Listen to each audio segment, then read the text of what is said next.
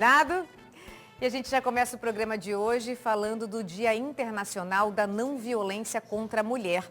E, infelizmente, essa luta é necessária porque os casos de violência contra nós, mulheres, aumentam a cada dia. Especialmente este ano, né, gente? Quando os casais foram obrigados a conviver mais dentro da própria casa, os casos subiram e muito. De acordo com um levantamento divulgado pelo Fórum Brasileiro de Segurança Pública, as brigas entre casais aumentaram em 431% entre fevereiro e abril deste ano. Em abril, quando o isolamento social imposto pela pandemia já durava mais de um mês, a quantidade de denúncias de violência contra a mulher recebidas no canal 180 deu um salto. Cresceu quase 40% em relação ao mesmo mês de 2019, segundo dados aí do Ministério da Mulher, da Família e também dos Direitos Humanos. E sobre esse assunto, sobre esse tema, eu converso agora com a doutora Jussara Ávila, que é advogada. Boa tarde, seja muito bem-vinda ao Ver Mais. Sempre importante a gente estar levantando esse tema de muita relevância. Eu já começo perguntando, doutora Jussara, esses dados são preocupantes, apesar das campanhas contra a violência, os números estão crescendo. O que se deve fazer, né? Ao que se deve esse aumento de violência contra as mulheres? Boa tarde, Flávia. Boa tarde a todos os telespectadores. Realmente o número aumentou, né? E nós temos que ter a seguinte, a visão é a seguinte: como existe a pandemia, homens e mulheres estão confinados no mesmo local, né, em suas casas. Automaticamente, as mulheres têm uma dificuldade maior em fazer a denúncia, porque elas não podem sair de casa para fazer a denúncia. Tampouco, muitas vezes, acessar um site ou um aplicativo, que são, né, muitas vezes usados para ser feitas essas denúncias. Diante disso, aumenta o número de agressões, porque se não há a denúncia, o agressor se torna mais livre, né, para cometer a violência. E esses são dados registrados, isso sem contar, né, doutora Jussara, as mulheres que não denunciam mesmo, né? Essa estatística deve ser muito maior. Exatamente, Flávia, é muito maior. Mas é esse contraponto que eu acabei de falar. Se você não tem como denunciar, você não entra para a estatística, você não entra para número algum. Você está sendo uma pessoa anônima, né? Para você ter uma ideia, o número de aumento de casos de agressão é mundial. Na Itália, na Espanha e na França, o governo chegou a destinar quartos de hotéis como abrigo temporário para as mulheres vítimas de agressão. E a doutora que trabalha nesse ramo, o que a gente pode dizer para essa mulher que é vítima de violência e está ligada com a gente agora? Assim, o que a gente pode falar para encorajar? Ela precisa denunciar. Ela precisa ficar muito atenta aos sinais de violência, que não é só uma violência física. Muitas vezes o agressor começa a uma violência psicológica, a uma violência moral, a uma violência sexual, sem respeitar os limites e a vontade da mulher. Então, é muito importante que a mulher se atente a isso, né?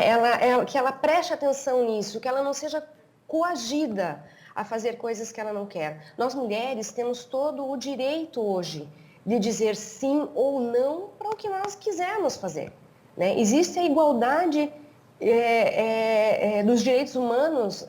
O homem não tem esse poder mais sobre as mulheres. Quando a gente fala de violência, a gente não está falando de violência só física, né? Aquela que aparece, tem a violência moral, aquela do dia a dia, do cotidiano. E a gente tem que ver que essa violência não acontece só. Nós estamos falando não só de uma violência doméstica, mas a violência também ocorre no trabalho, no ambiente de trabalho. A violência ocorre em hospitais, em casas noturnas, nas ruas. Nós tivemos hoje uma notícia de que as mulheres na região de Blumenau foram violentadas, né? Eram tratadas com agressividade, que é uma forma de violência, né, cantadas, é uma forma de violência. Mulheres que estavam concorrendo ao cargo de vereadoras eram hostilizadas pelos homens. Então, é uma violência. A gente precisa ficar muito atenta a isso. Isso tem que ser denunciado. Isso não pode acontecer. E quando a senhora fala em denúncia, a mulher tem que ir à delegacia da mulher? Esse é o primeiro passo, né? Quando as pessoas falam, vou fazer uma denúncia, a delegacia da mulher é a coisa que se vem à cabeça. Mas hoje nós temos várias situações que são possíveis. A delegacia da mulher, sim, para fazer um boletim de ocorrência, muito embora nessa situação de pandemia, em alguns lugares, ela não tá sendo bem atendida.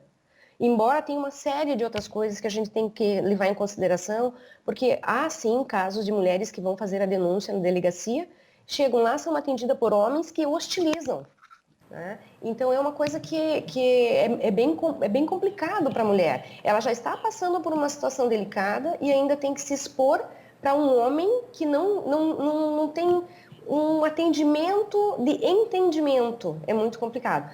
Mas tem também o 180, né, que é já específico para esses atendimentos às mulheres que sofrem agressões. O Disque 100 também pode ser usado. O 190, que é da Polícia Militar, pode ser usado. Tem também sites que são importantes, que também podem ser usados, que é o Proteja Brasil, que é um site que é próprio para esse tipo de denúncia. E também um endereço de site que se chama humanizaredes.gov.br.